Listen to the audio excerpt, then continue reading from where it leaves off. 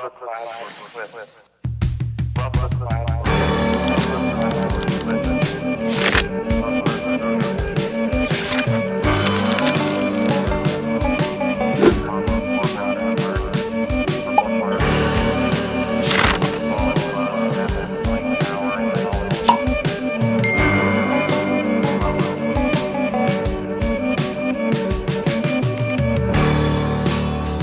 all the time go?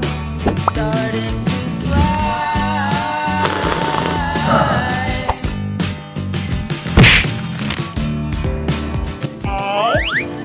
Kita perkenalan dulu. Hai, Assalamualaikum. Ismi Nur Eka Handayani, Tunadunani Eka, Fan Fakultas Perikanan dan Ilmu Kelautan, Program Studi Budidaya Perairan. Ini dengan adanya tugas edukatif seperti ini, membuat kita mengingat kembali dan memahami apa yang telah kita pelajari. Untuk itu, mari kita membahas secara singkat mengenai morfologi udang. Ayo. Morfologi udang merupakan struktur luar tubuh udang yang berfungsi untuk mengidentifikasinya. Secara umum, udang terbagi menjadi 3 bagian, di mana kepala dan dadanya itu yang biasa disebut sebagai selap toraks, dan yang kedua itu ada perut yang biasa disebut sebagai abdomen, dan yang terakhir adalah ekor. Kita bahas satu persatu.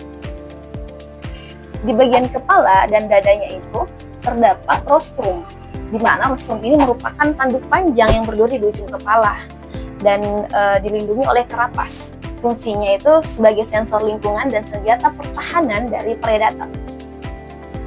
Dan yang kedua ada mata udang. Mata udang memiliki mata majemuk yang besar dan bertangkai yang terletak di sisi kepala di bawah rostrum.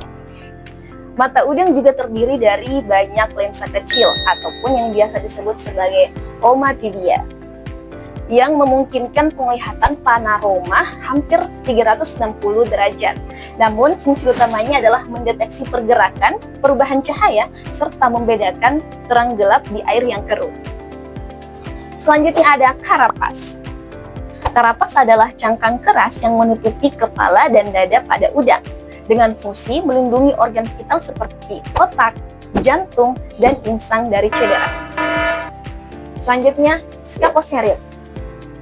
Scapocerit terletak di bagian kepala udang yang tepatnya di dekat matanya. Fungsinya untuk membantu stabilisasi saat berenang dan mendeteksi arus air. Selanjutnya ada short antenna. Short antenna atau antenula ini merupakan organ sensorik utama yang lebih kecil dan halus dibandingkan antena dan terletak di bagian depan kepala dengan fungsinya untuk sebagai komoreseptor dan partikel makanan, bau pasangan ataupun bahaya. Selanjutnya adalah long antenna atau yang biasa disebut sebagai antena panjang. Antena panjang ini berfungsi sebagai organ sensorik utama, peraba penciuman, dan deteksi makanan dari jarak jauh. Jadi, antena ini lebih besar dari antenula. Antena ini membantu orientasi keseimbangan saat berenang dan navigasi di tambak. Selanjutnya ada maxilliped. Maxilliped adalah sepasang kaki pada udang yang terletak di bagian depan tubuh udang, tepatnya setelah antena. Tentunya dengan fungsi membantu proses makan udang serta melindungi bagian depan tubuhnya. Adapun anggota tubuh yang sangat khas dari hewan akuatik ini adalah bagian kakinya atau yang biasa disebut sebagai prepoid.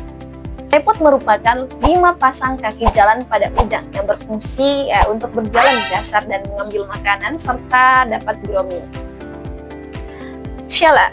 Shell adalah cakar dan capit pada kaki depan udang yang biasanya disebut sebagai dactylus, yang dimana gunanya untuk menangkap mangsa kecil dan menggali, memegang, bertarung, serta membersihkan dirinya. Apakah ada nama tertentu pada alat kelamin udang betina dan jantan? Ya, tentu ada. Alat kelamin jantan pada udang disebut sebagai petasma, yang terdapat pada kaki renang pertama, sedangkan lubang saluran kelaminnya atau gonopor terletak di antara pangkal kaki jalan ketiga, dan untuk alat kelamin betina disebut sebagai telikum yang terletak di antara kaki jalan keempat dan kelima. Selanjutnya kita pindah ke bagian perut ataupun abdomen. Abdomen memiliki 6 segmen perut yang dimana segmen 1 sampai 3 itu disebut sebagai tergum, sedangkan segmen 4 sampai segmen 6 disebut sebagai peuron. Gunanya sebagai sumber tenaga dan kontraksi kuat untuk melompat dan mundur. Selanjutnya ada playpod. Playpod merupakan kaki renang di bagian sisi perut udang, di mana fungsinya itu untuk berenang dan menangkap makanan serta reproduksi udang betina. Namun biasanya pada udang betina, playpod ini digunakan untuk membawa telur dan anak-anaknya. Tibalah kita di bagian terakhir, yaitu ekor. Di sini, ekor mempunyai dua bagian, yaitu ada telson dan uropod. Telson adalah pelat runcing atau lempengan akhir di ujung abdomen perut, bagian tengah kipas ekornya. Jadi fungsinya dari telson ini itu untuk berenang dan mempertahankan diri ketika ada predator. Selanjutnya ada uropod. Uropod adalah sirip kipas yang di samping telson itu, yang gunanya untuk mengendalikan arah dan rem saat berenang dengan cepat. Jadi jangan salah, bukan hanya kendaraan yang mempunyai rem, namun hewan akuatik seperti udang pun juga punya rem. Menarik bukan dunia perikanan? Itulah tadi penjelasan singkat mengenai morfologi udang, di mana di setiap bagiannya itu saling mendukung kelangsungan hidup dan reproduksinya. Mungkin cukup sekian pembahasan singkat mengenai morfologi udang. Jika banyak kekurangan, mohon dimaafkan. Akhirul kalam, wassalamualaikum warahmatullahi wabarakatuh.